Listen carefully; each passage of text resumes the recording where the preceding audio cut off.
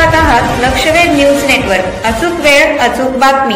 आपणाला या ठिकाणी सांगतो, फुलचिंचोलीतील ग्रामस्थांनी सर्वांनी या कार्यक्रमाला आपल्याला सर्वांना आमंत्रित केलं. तुमच्यासह आम्ही सर्वजण या ठिकाणी उपस्थित राहिला.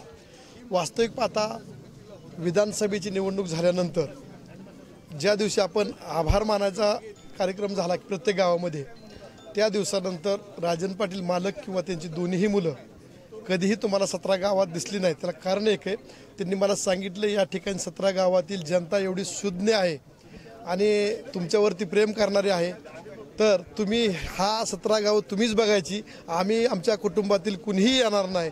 म्हणून ते दोन्ही मुलं आणि मालक या ठिकाणी येत नाहीत. परंतु तुम्ही आज बोलावल्यामुळे कुठल्याच एखाद्या कार्यक्रमाला आपण सर्वांना या मान्यवरांना लावून एखादा कार्यक्रम चांगला आपण त्यांच्या नेतृत्वाखाली घेऊया. परंतु ते 17 गावामध्ये कुठल्याही कार्यक्रमाला येत नाहीत किंवा कुणाच्या कामामध्ये हस्तक्षेपही करत नाहीत. जे आहे ते आमदाराला 17 गावं आपण म्हणतो ना आंदन दिल्यात, त्या पद्धतीने दिलेले आहेत आणि आपण त्या पद्धतीने जनतेची कामं करत असतोय. त्यामुळे कुठल्याही पद्धतीने मनामध्ये संभ्रह निर्माण करून घेऊ नका आणि करू नका की राजन पाटीलला मी वेगळं काय आहे, सौता सुबा अजिबात नाही. फेविकॉल का जोड है टूटेगा नहीं, एक साथ चलेंगे. आता तुम्ही भाषणामध्ये उल्लेख करत असताना महाविकास आघाडीचं सुद्धा कौतुक या ठिकाणी केलं. महायुतीमध्ये राहत असताना महाविकास आघाडीचं कौतुक करणं, त्याला कारणं अशी आहेत की एका दिवसामध्ये किंवा 2 दिवसामध्ये पाठीमागील दिवस सोडायचे नसतात. पाठीमागील सुरुवातीच्या माझ्या आमदारकीच्या 2.5 वर्षाच्या कालावधीमध्ये महाविकास आघाडीच्या माध्यमातून सुद्धा आपण या फुलचिंचोली गावासाठी आपण निधी दिलेला आहे, ते विसरून कच्चा चालेल. त्याच्यानंतर 1 वर्षामध्ये विरोधामध्ये बसलो, त्यावेळेस कुठलाही निधी मिळाला नाही. पाठीमागील महायुतीच्या काळामध्ये 1.25 वर्षामध्ये फार चांगला निधी मिळाला गेला.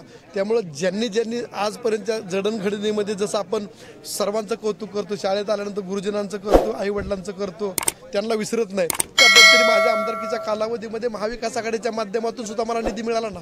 त्यामुळे त्यांचंही आभार मानलं पाहिजे, महायुतीचं आणि समोर बसलेल्या सर्व जनतेचं.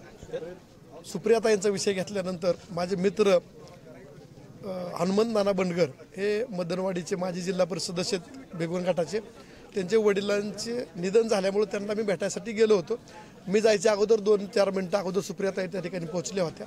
त्या ठिकाणी आम्ही एकत्र बसल्या चर्चा केली, कारण त्यांच्याही कुटुंबाच्या दृष्टीने माझे जवळचे संबंध आहेत ते बंडगरांबरोबर, कारण त्या ठिकाणचा मी नागरिक, तिथला मी माझे मित्र ते त्या ठिकाणचे खासदार आहेत. त्यामुळे ते सांत्वन भेटीसाठी आल्यानंतर आम्ही एकत्र होतो. बाहेर पडल्यानंतर असं ठरलं की मीही बारामतीला चाललोय, त्याही बारामतीला चालल्यात. त्यामुळे जाताना आम्ही बारामतीपर्यंत चर्चा करत गेलो. ह्याच्यात विशेष काय चर्चा काय झाली? चर्चा म्हणजे आता काय चाल, राजकीय चर्चा काहीच झाली नाही.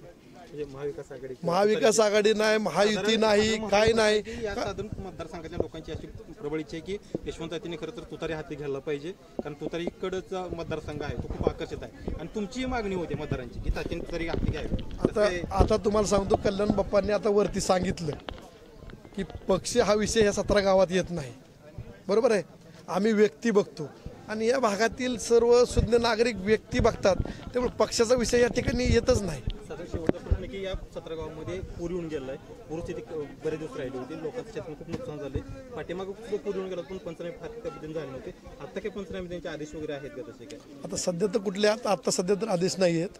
आणि वर्षामध्ये एका ठिकाणी एखाद्या पिकावरती झाल्यानंतर त्याच गटावरती डबल 3 वेळा आपण पहिल्यांदा पण झाला नाही. आपण त्या ठिकाणी जर तुम्ही आता माझे निदर्शन आणून देताय, मी चौकशी करून सांगतो तुम्हाला किंवा करायला हवं. आपण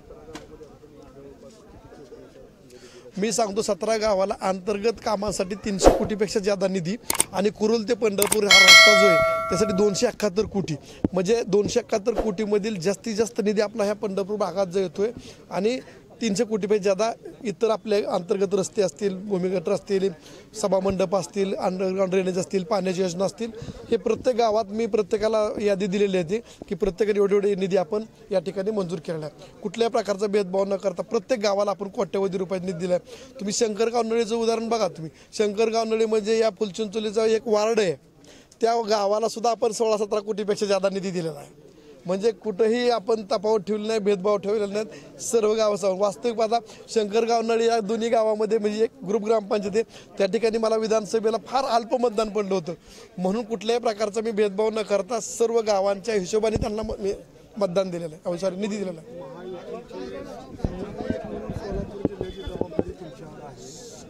मोहोळ तालुक्याच्या राजकारणामध्ये भीमा परिवार आहे. या 17 गावामध्ये भीमा परिवाराचं मोठं वर्चस्व आहे. अनेक गावांमध्ये भीमा परिवाराचे नेते आहेत.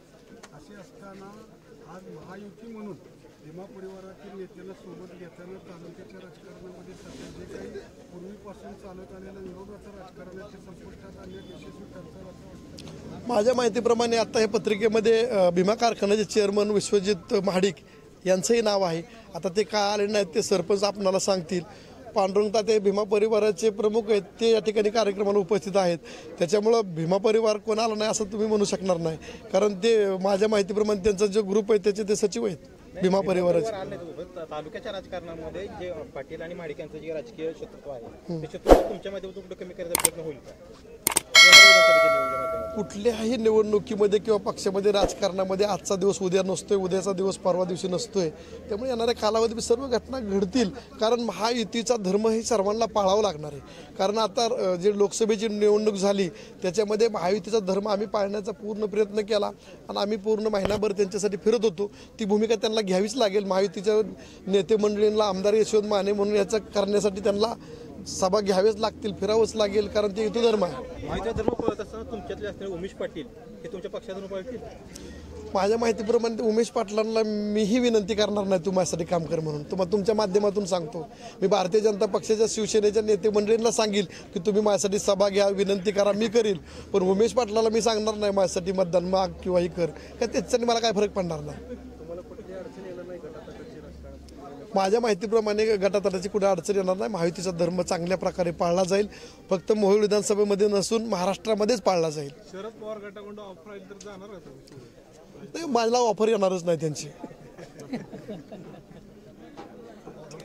तुम्ही पाहत रहा लक्षवेध न्यूज चॅनल. आमच्या लक्षवेध न्यूज नेटवर्क चॅनलला लाईक करा, सबस्क्राईब करा आणि शेअर करा.